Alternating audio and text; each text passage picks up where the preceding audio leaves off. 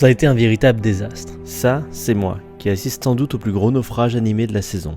Et ça a été une catastrophe malgré la grosse production qui se cache derrière cette série. Car au chara-design, on retrouve Hiromu Arakawa, l'autrice de Fullmetal Alchemist, qui a ici réalisé un excellent travail. Pour l'animation, Wit Studio, qui s'est occupé de la saison 1 et 2 de l'Attaque des Titans, qui nous offre ici des scènes d'action visuellement époustouflantes. La BO est sublime, elle est de Ryu Kawasaki.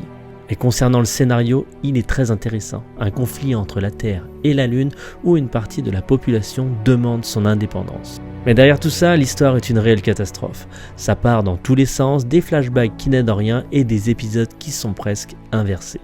Pour les personnages, c'est encore pire. Au-delà des héros, aucun n'a réellement de sens et ils apparaissent et disparaissent et n'offrent aucune profondeur. Ils sont littéralement interchangeables.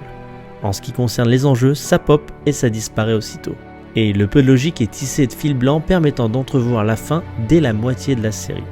Le seul élément cool, ce sont les scènes d'action, où nos héros ont de sortes de capes qui les propulsent dans l'air et qui nous offrent des scènes d'action assez impressionnantes. Mais ça ne sauve en rien l'animé. C'est un gâchis énorme, car on avait ici tous les ingrédients pour un animé qui aurait pu devenir un classique. Mais elle s'est totalement perdue dans ses enjeux, et la seule chose qui nous retient, ce sont les cliffhangers de fin d'épisode. Mais si tu veux donner une chance à cette série, c'est Moonrise sur Netflix. Dis-moi ce que t'en penses.